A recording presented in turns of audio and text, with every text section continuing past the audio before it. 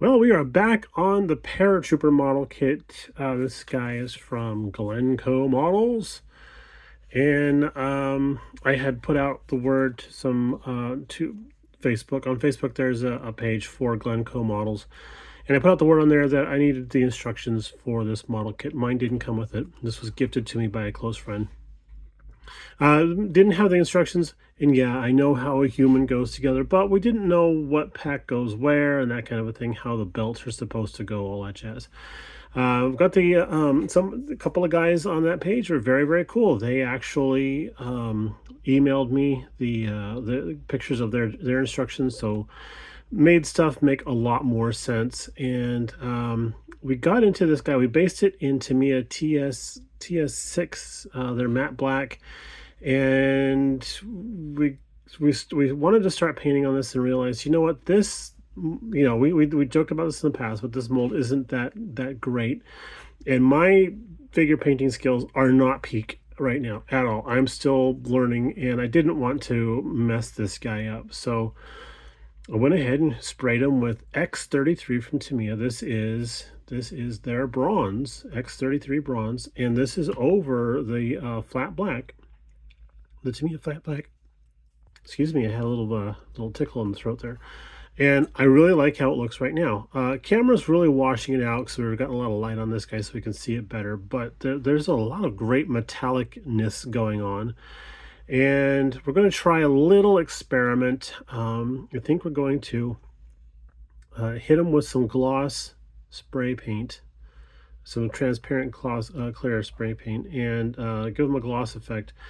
And then we're going to come back and give it a little bit of a dry brush. And I'm thinking, you know, you see bronze statues and stuff that are out in public.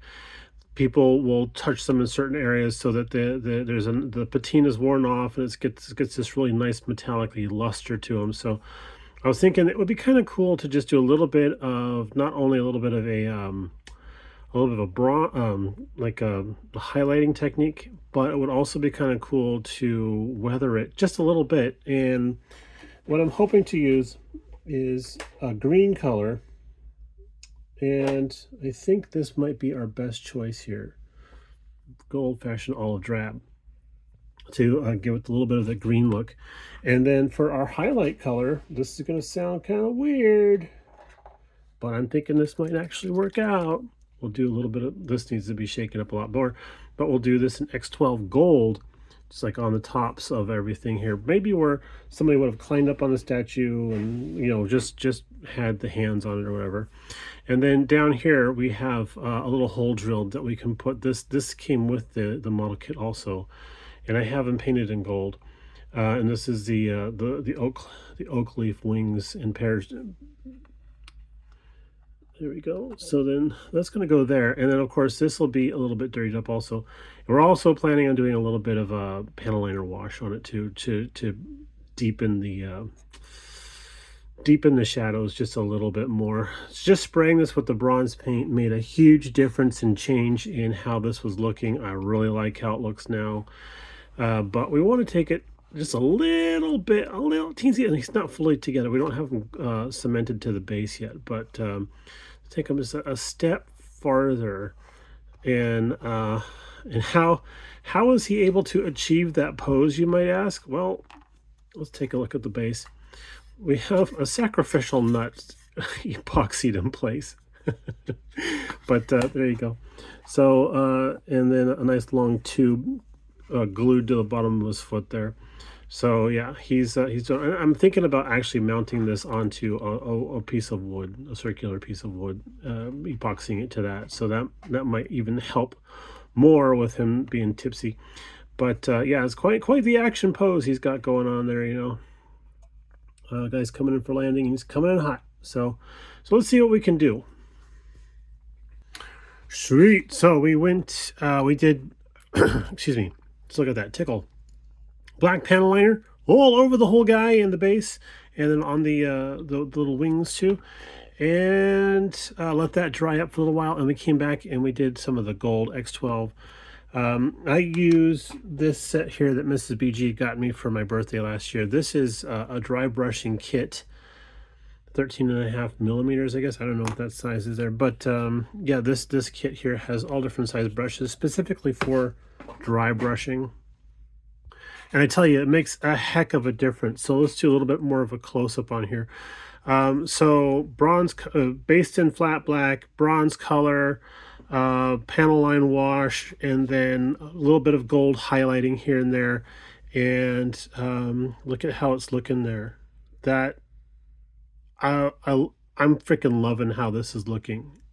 I'm really. I was thinking about going back and do a little bit of a green patina on it here and there, a little bit of a wash of a green. I'm not doing that now. We are going to be done with this guy. Peg in hole, slot A, tab B. There you go. So we're gonna let that guy dry up a little bit more because it's a little bit techy, and I don't know, see if we can do a little bit more on the oak leaves and the parachute here because that's a little too bright.